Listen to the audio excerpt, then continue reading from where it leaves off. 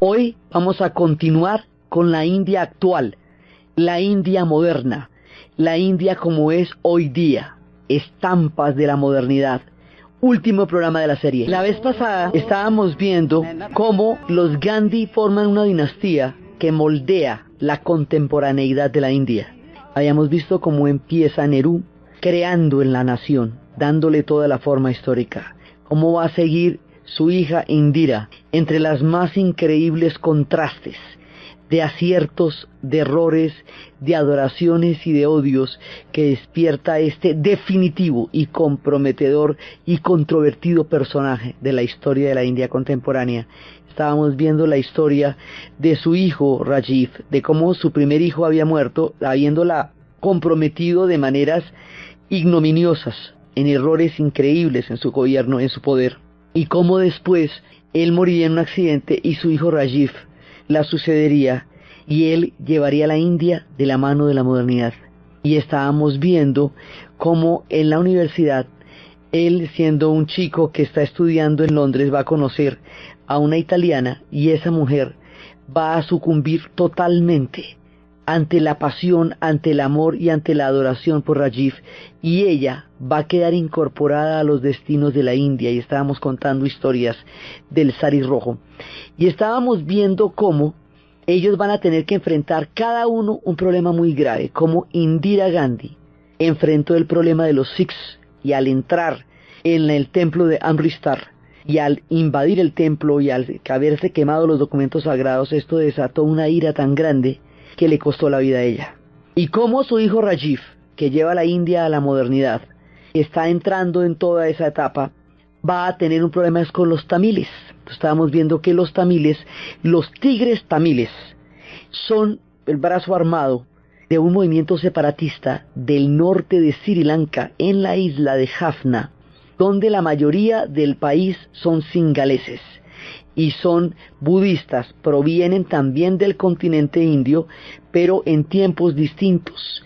Y los tamiles son originarios del estado Tamil Nadu, provienen del continente indio, pero son hinduistas.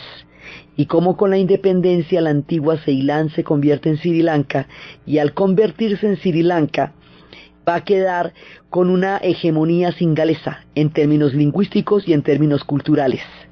Y esa hegemonía va a hacer que los tamiles sientan que no fueron respetados sus especificidades y su derecho a ejercer su cultura, y esto los va a llevar a una confrontación con los singaleses que se va a traducir en una lucha armada que va a convertirse en una cosa absolutamente pavorosa, de décadas y décadas y décadas de conflicto y de sangre, y cómo en un momento dado el estado de Tamil Nadu le estaba mandando armas a los tamiles, a los tigres tamiles, pero India mantenía relaciones con Sri Lanka, pues es un país que forma parte del mundo de la India, y como esto va a hacer que Rajiv en un momento dado diga: no se puede tener una doble agenda, nosotros no podemos tener relaciones con Sri Lanka como país y permitir que un estado como Tamil Nadu le esté mandando armas a los tigres tamiles, y por esa razón él va a interrumpir el flujo de armas hacia allá, y eso es lo que le va a costar la vida. La descripción del funeral de él en el sari rojo es una cosa absolutamente impresionante, y la manera como queda su mujer enfrentada a los destinos de la India. Ella, que había llegado allá era por la pasión a este hombre y que se emparentó con las casas dinásticas y que conoció la gloria, las herencias, todo lo que había significado el simbolismo de estos padres fundadores de una patria independiente y gigantesca como es la India. Ella se ve llevada a su destino porque el nombre de los Gandhi tiene que estar vinculado a los destinos de la India, pero como ella es una extranjera, no puede ser primer ministro, entonces se inventan una figura en la cual ella va a ser jefe del partido del Congreso Nacional, pero no va a ser primera ministra. Rompen esos dos cargos para que ella pueda seguir tutelando en calidad de ser una Gandhi por la vía de ser nuera, pero una Gandhi al fin, esta política de la India que hoy tiene más de 500 partidos políticos donde están los intocables, que hemos visto la vez pasada, que la figura por la cual ellos puedan participar en la política es porque el concepto de los intocables es un concepto religioso, no jurídico. Y habíamos visto toda la genialidad y la grandeza con que Nehru creó la diversidad de una democracia basado en la tesis de que la diversidad se puede manejar solamente dentro de la democracia, porque en el autoritarismo una de las fuerzas termina imponiéndose sobre otra, y de todas maneras el ejemplo de Sri Lanka es una dramática demostración de la increíble visión que tuvieron Gandhi y Nehru en su tiempo. Y esta dinastía va conociendo el presente. Entonces, en el presente pasan muchísimas cosas. En el presente ellos van entrando en esta super ultra modernidad, y en esa super ultra modernidad empiezan a entrar las telefonías satelitales, los centros, los call centers, la industria de Bollywood. Estábamos viendo cómo ellos se perfilan ahora como una gran potencia y están pasando de ser un pueblo ancestral a ser un pueblo que se define como una potencia en el futuro. O sea, son un pueblo arcaico milenario. Son un pueblo presente porque su vida también transcurre en los instantes, y son a la vez un pueblo en el futuro. Viven en los tres tiempos de la historia, en cada uno de los instantes cósmicos, y ahí radica uno de sus mayores misterios. Esta India moderna va transcurriendo a medida que va avanzando el siglo XXI. Entonces tiene todos los centros de la telefonía satelital, tiene los centros de los negocios más importantes del planeta. Al principio de la serie estábamos hablando cómo la gente va por la India o por el misticismo y se encuentra con que son los comerciantes más grandes del Asia y le venden a usted, mejor dicho, un hueco, y entonces eso los alcanza a perturbar, esperando encontrar hombres inmateriales totalmente desligados del dinero y sus vanidades, y resulta que encuentran con unos comerciantes durísimos que usted no se imagina, o los que van por los negocios fuertes, por los verdaderos negocios que tiene la India capacidad de desarrollar en esta época, y se encuentran con las vacas en la calle y con los santones, y se encuentran con la gente levitando. Entonces unos y otros se desconciertan porque a nadie le queda claro a dónde llegó, porque nunca es claro dónde se está cuando se está en la India.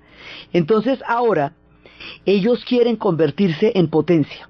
¿Cómo se hace para convertirse en potencia?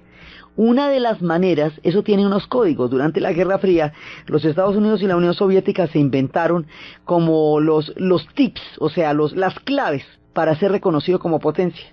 Una es la carrera espacial, se le tiene, ya lanzaron un cohete.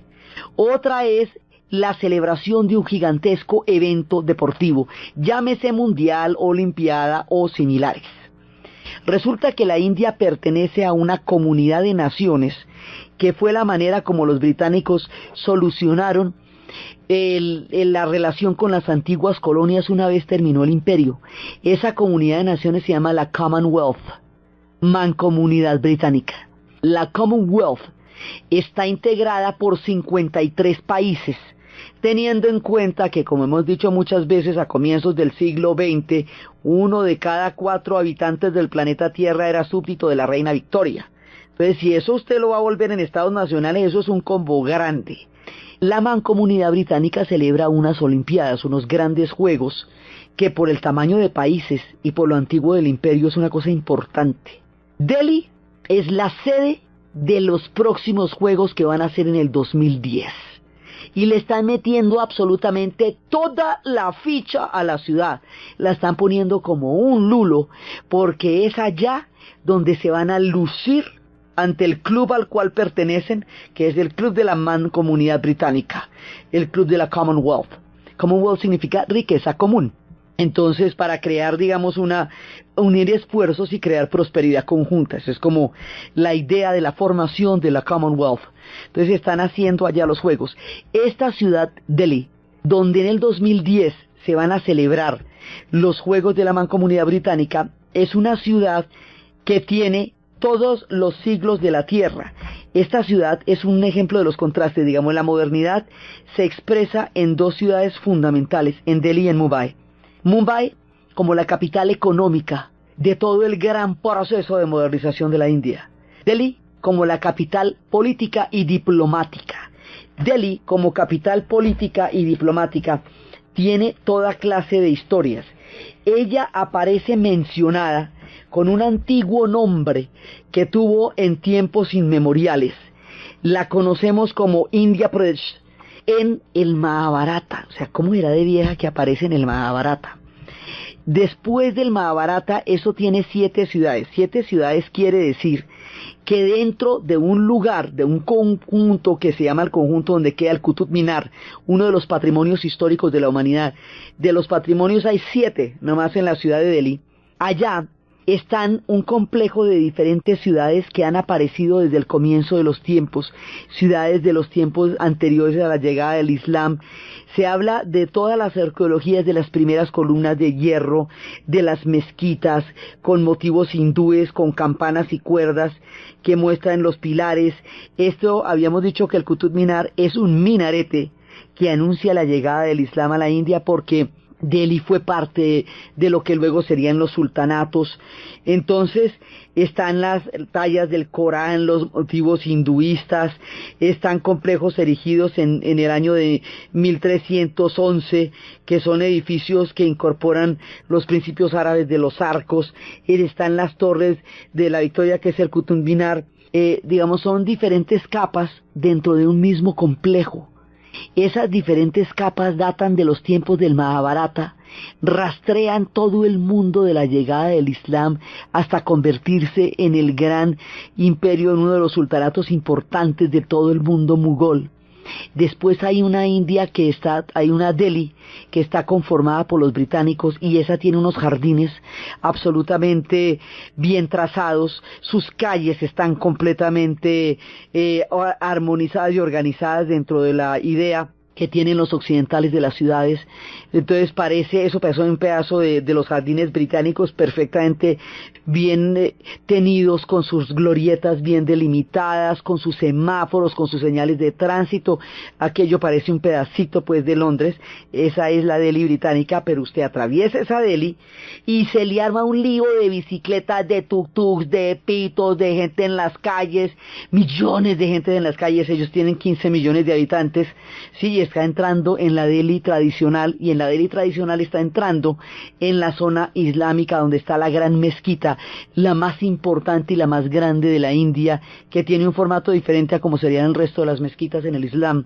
Entonces está entrando la parte musulmana de la ciudad, pero también hay otra parte hinduista de la ciudad, donde Gandhi hizo parte de un templo en el cual todos los dioses se pueden contener para crear mucho más armonía.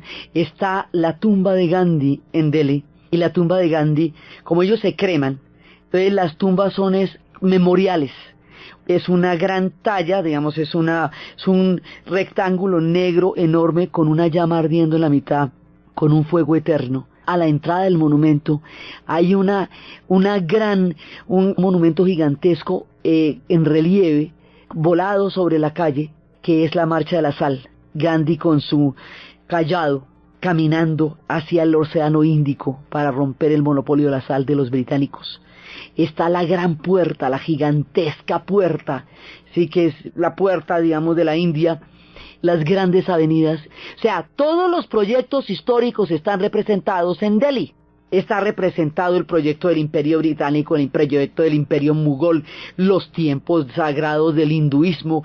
Está representado el proyecto de expansión y de crecimiento y de desarrollo de la era de Nehru, y está representado el centro político actual de una Delhi que se perfila como potencia y como país, como la gran capital. Todo está contenido en esa ciudad de Delhi, y es como la que está guiando el mundo político que acompaña a esta era de modernización. Y en Delhi también queda uno de los lugares más maravillosos que uno pueda ver por su significado.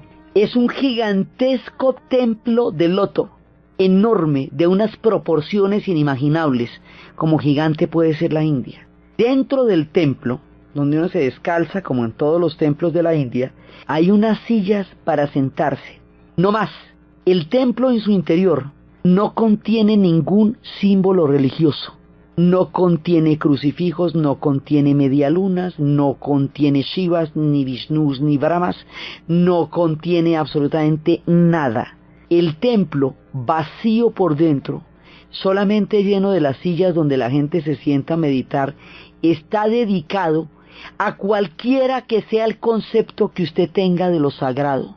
Por eso no tiene ningún símbolo religioso, porque parte de la base de que en últimas lo sagrado es una sola cosa con 1000 rostros y 1000 maneras de entenderse, y que lo importante es que todos compartimos ese sentido profundo de lo sagrado, y a ese gigantesco y elemental concepto está dedicado el templo del loto de Delhi, y la energía que se comparte en un lugar donde llegan los musulmanes, los jainas, donde llegan los hindúes, donde llega gente de todas las religiones.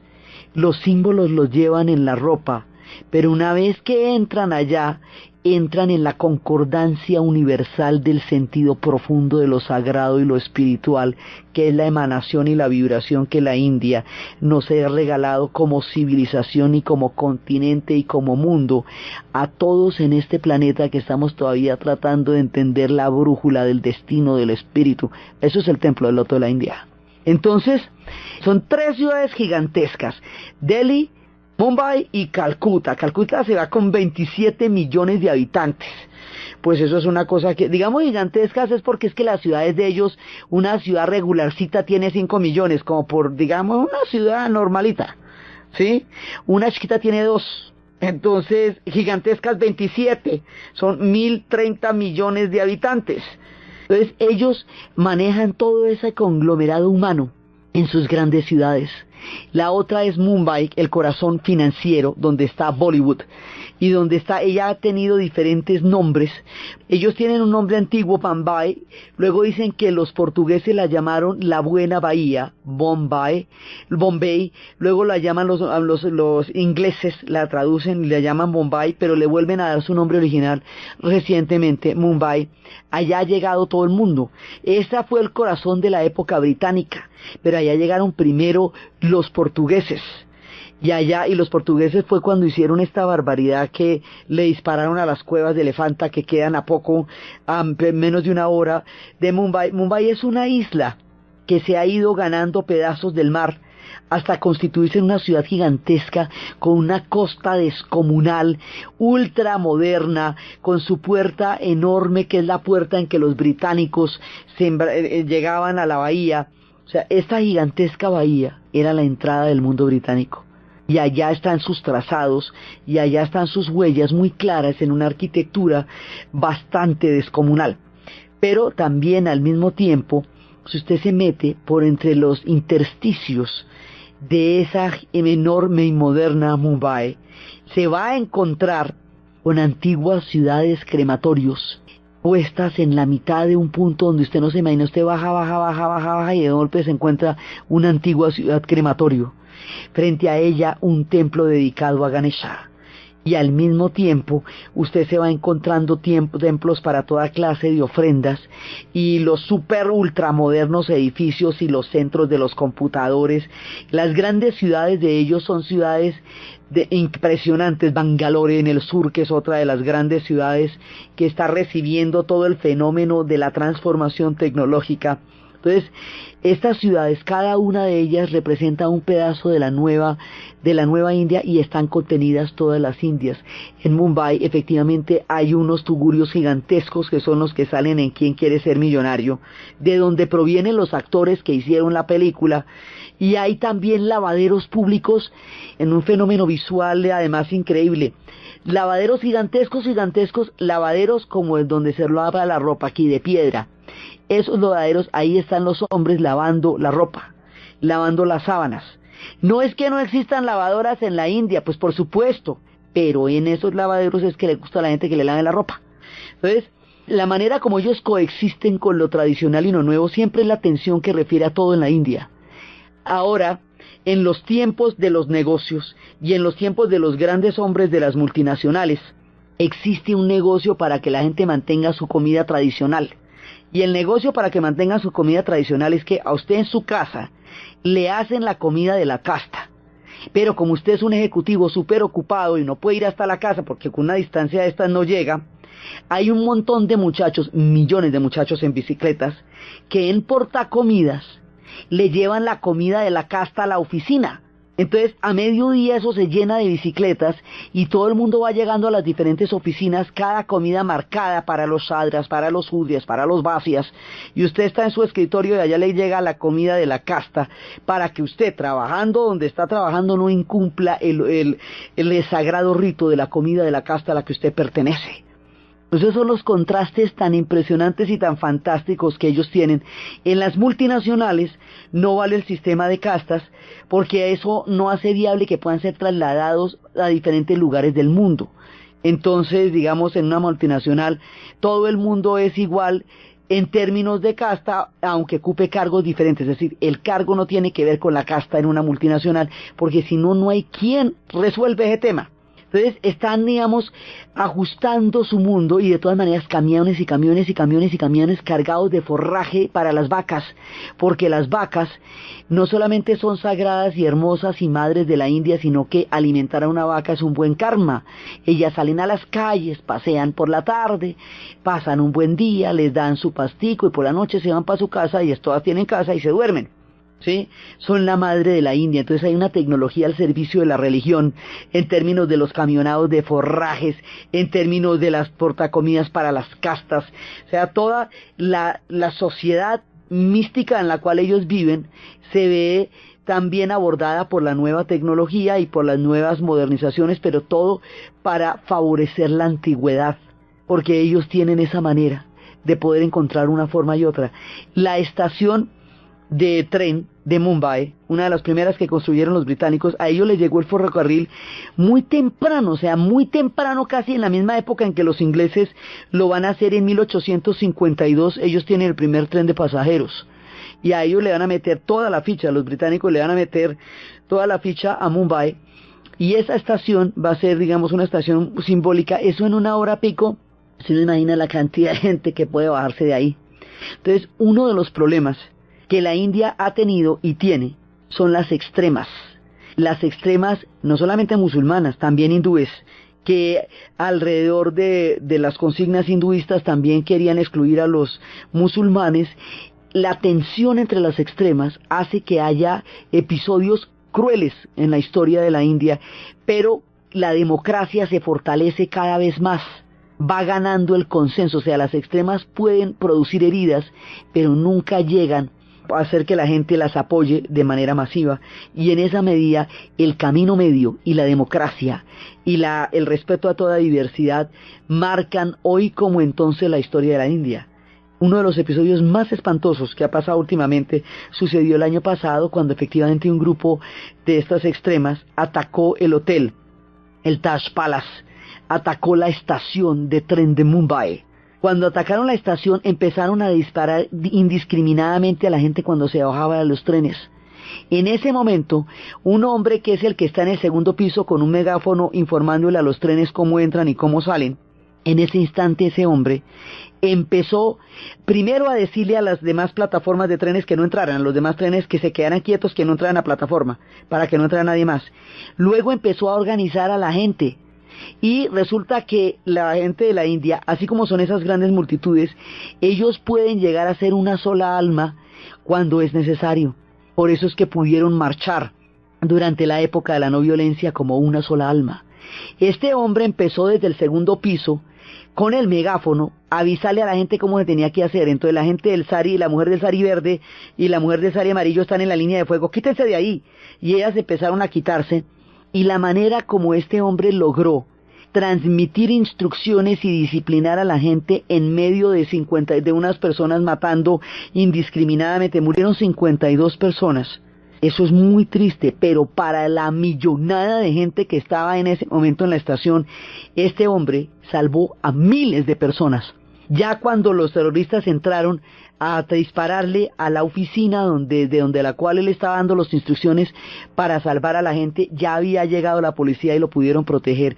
Él fue declarado el gran héroe de la ciudad porque su temperancia, su calma, la manera como logró organizar la gente y cómo logró crear una operación gigantesca a punta de instrucciones y la forma como la gente de la estación de tren entendió la situación y obedeció instantáneamente lo que estaba pasando, desarticuló una tragedia que hubiera podido ser incluso mucho mayor. Esto es uno de los sucesos más graves que están en este momento en juicio en la India y nos involucra sus eternos problemas de fronteras. De todas maneras, hay extremismos que provienen de Pakistán en el sentido en que de los líos no resueltos de la Cachemira, de los líos no resueltos del Punjab, digamos hay extremas de todos los pedazos rotos de heridas que tiene la India, pero esas extremas no logran captar población dentro de la India misma. Las elecciones que acaban de tener lugar eran 750 millones de votantes, 750 millones de votantes. En 5 semanas de elecciones, la BBC de Londres, para transmitir estas elecciones, se consiguió un tren que recorrió 18.000 kilómetros para ir contando cómo se desarrollaban las elecciones de la India, y ahí tuvo una importante figuración el Partido de los Intocables. El Partido del Congreso sigue tutelando, pero con muchos otros partidos. Sonia, la mujer de Rajiv, la italiana que lo adoró a él y a la India, la que quedó entretejida, enlazada en los destinos, sigue allí, en la figura que es importante para que siempre haya un Gandhi en el poder.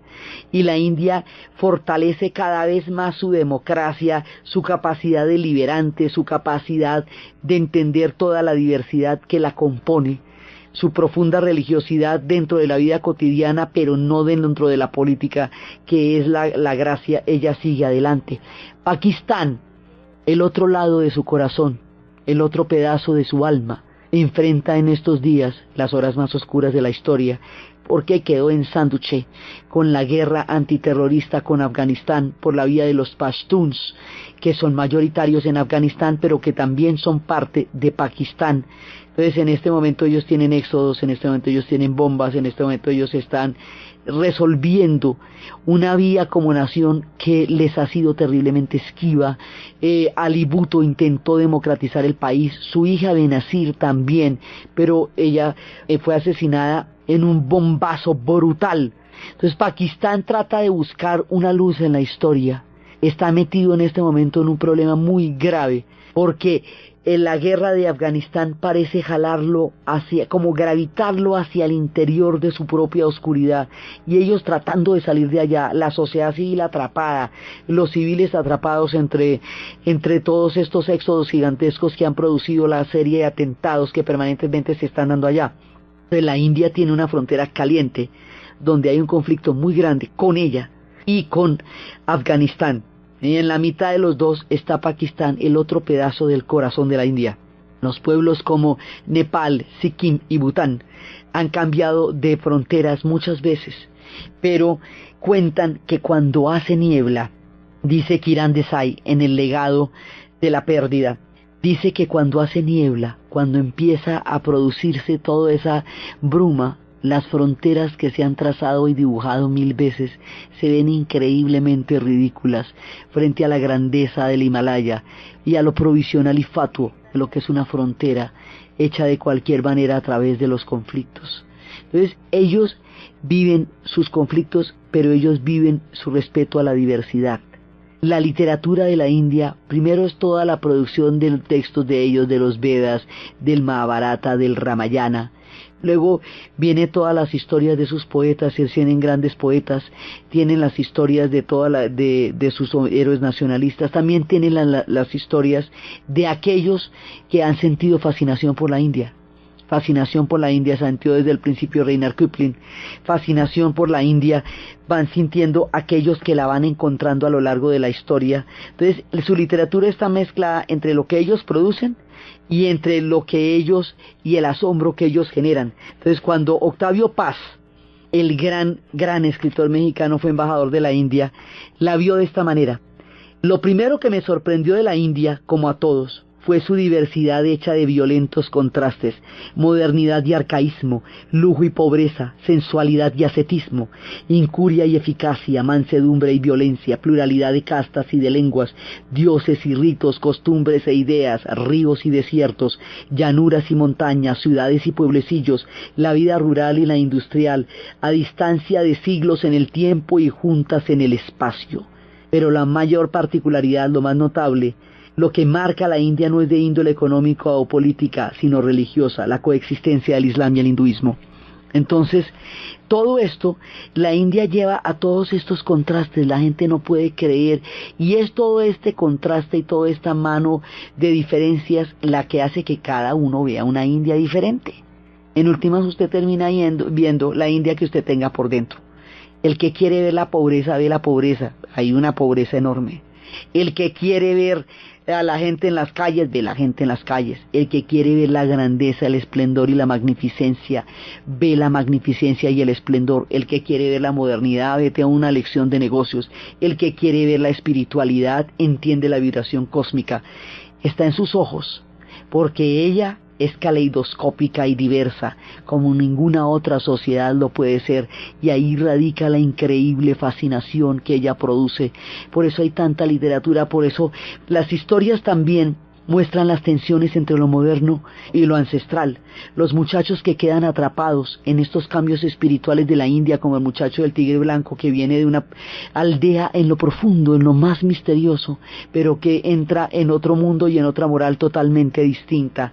Son historias que van pasando en el cine, se ve, hay una película que se llama El Buen Nombre, y El Buen Nombre es un muchacho que se salva de un accidente de tren y se va desde Calcuta y se va a vivir a los Estados Unidos por el consejo de un hombre que le dice que conozca el mundo, y le pone el nombre de Gogol, porque un libro de Gogol fue lo que lo hizo salvar del accidente. Él se va para los Estados Unidos. En Estados Unidos se lleva a una esposa de la India y ellos van a vivir en una sociedad futurista como la sociedad americana, con los valores ancestrales y tradicionales de Calcuta, y van a tener un hijo que es el que sufre la tensión, porque se siente avergonzado de esos valores ancestrales, quiere formar parte de la modernidad, pero al final, con la muerte de su padre, se da cuenta que él es más indio que cualquiera, que todas sus tradiciones lo jalan profundamente, que él está hecho para encontrar a la gente de su propia tierra, y es un viaje hacia la identidad de un hombre que vive atrapado entre dos mundos. Mucha parte de la literatura moderna de la India ilustra en las nuevas generaciones ese cambio que se da entre los tiempos más ancestrales, más arcaicos, y los tiempos supermodernos, lo que hace que coexistan lo mismo los call centers de Bangalore y los grandes negocios, como todos los ritos milenarios a las voces que alaban al gran Dios Shiva. La India es muy distinta entre el norte y el sur. El sur es tropical, selvático, húmedo, irrigado, fértil, gigantesco. El norte es desértico, tiende más hacia, primero tiene el gran desierto del Thar, y arriba está Jaisalmer en el Rajasthan, y allá en el Rajasthan están los nómadas, y los nómadas son personas que por oficios de casta y ancestrales viven de una sola y única manera hace milenios. En la misma India de los call centers, en la misma India de la telefonía satelital, y allá mismo donde se encuentran los teléfonos para llamar a Medellín y a a Bogotá y a cualquier parte del mundo, allá pasan los nómadas con sus tambores. Esos tambores los han tocado desde hace más de 4000 años, y todo el que nace de esa casta es un tamborilero, y sus esposas son las bailarinas keralvelias, que desde chiquitas aprenden las artes de la danza y que danzan sobre vidrios porque pueden controlar el peso del cuerpo y de esa manera no apoyarlo, y así danzar y no cortarse. Y sus esposos, los hombres que las poseen, son los tamborileros, que van por el desierto y que van por las ferias y que van por los templos y van por las ciudades, y que no viven en ninguna parte sino donde quiera que haya las caravanas caravanas, entonces de comerciantes y hoy de turistas, tocando los tambores ancestrales y eternos. Entre los nómadas están los Madari, que son los que llevan a los monos y doman a los monos. Están los Bangara, que son los cantantes. Están las Calbelias, que son las bailarinas. Y están los hermanos de ella, o sea, los varones de esas son encantadores de serpientes. Están los herreros, que son los Lojar. Están los Kaitar, que son prostituciones, o sea, son parte de las prostitutas ancestrales. Están los Manengar, que son los que tocan en las fiestas. Están los Nat, que son los que trabajan en los circos. Toda esta gente vaga y erra por el mundo de la India. Lo suyo es el nomadismo, es el destino de la casta.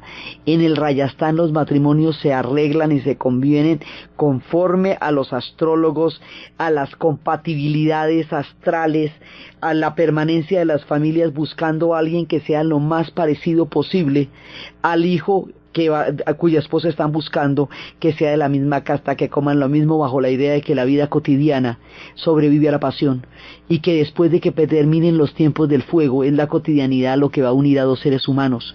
Sin embargo, la cotidianidad, la pasión está dada por el encuentro en el Kama Sutra de aquellos que sin haber tenido relaciones ninguno de los dos se encuentran en un matrimonio donde se conocen por primera vez, en medio de los ritos del fuego y de las danzas, en medio de los caballos blancos que atraviesan las calles con linternas en números de 3 y 3, en los tiempos de las bodas en febrero, y que empiezan juntos una vida en común que va a durar el tiempo que ellos estén vivos. Los matrimonios tienen unos espectros larguísimos allá, y ese es uno de los argumentos.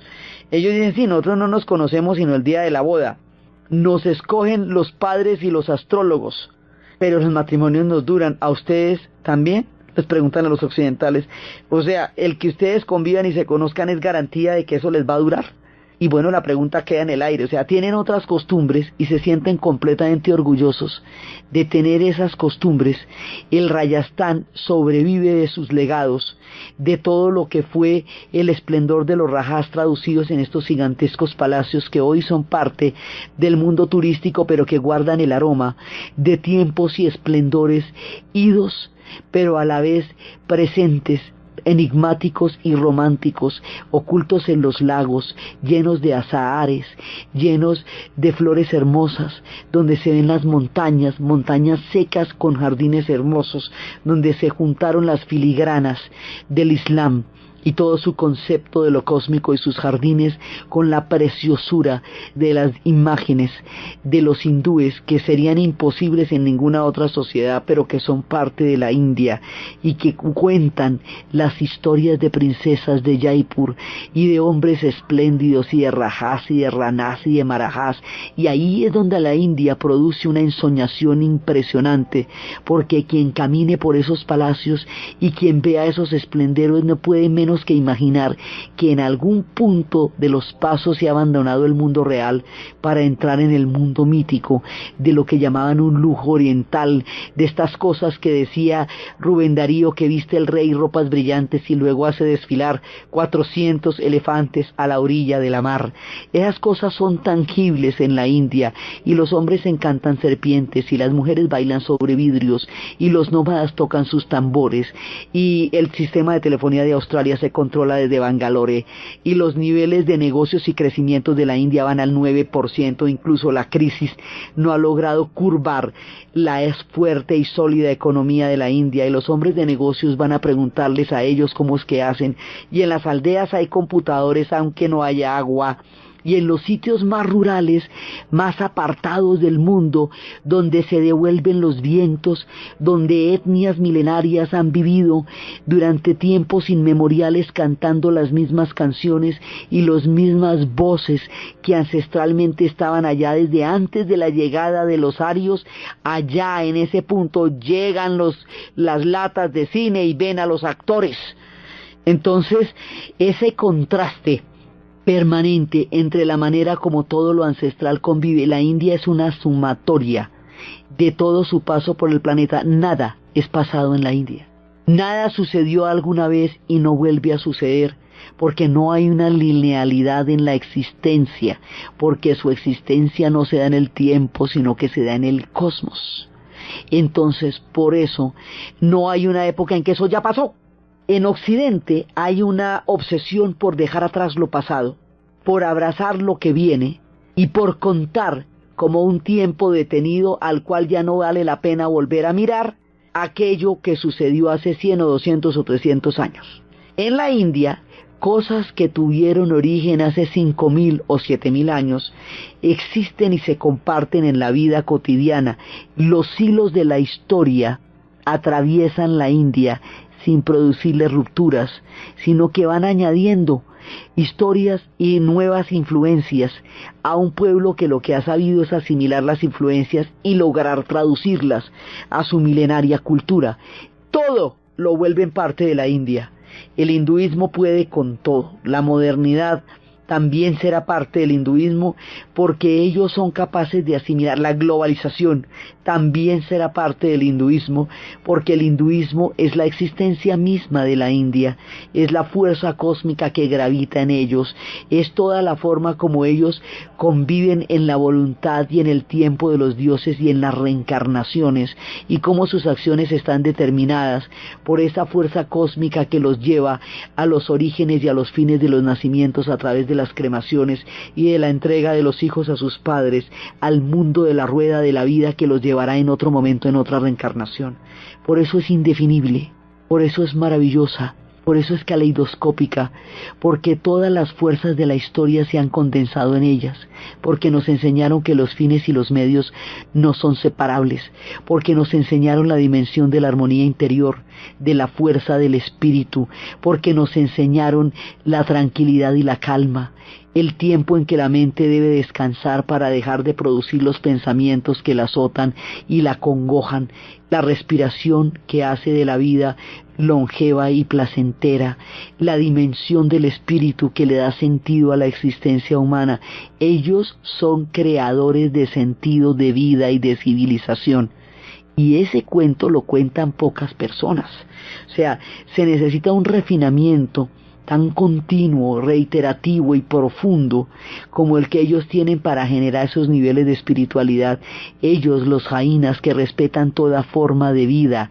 Ellos, los hindúes, que tienen un universo en el cual están vinculados a través de un efecto cósmico maravilloso. Ellos, los musulmanes, que le han dado forma a la India moderna desde el ancestral espíritu de los grandes tiempos de los reyes mugoles.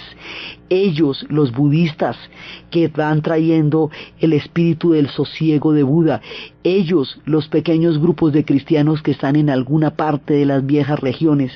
Ellos, que coexisten entre las luminarias de Bollywood, entre todos estos personajes, entre las bandas sonoras, entre los hombres de negocios, entre las mujeres de las aldeas, entre los templos de Khajuraho y entre una infinita variedad incontable de un relato que estaría destinado a no terminar nunca, que tendría más versos que el Mahabharata si solamente se describiera la India, pero no se puede más porque los tiempos llegan a su fin, no el relato, no ellos, sino nuestra historia.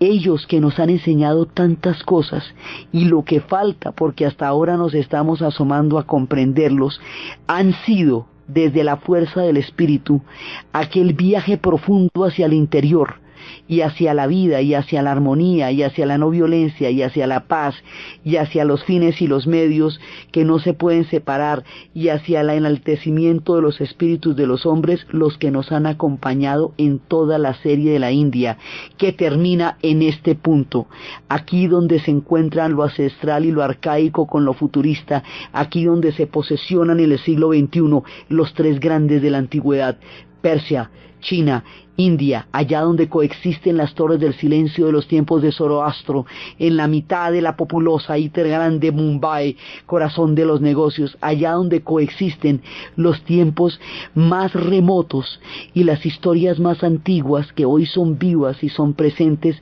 en un pueblo que mira al futuro con los ojos de la grandeza de la antigüedad.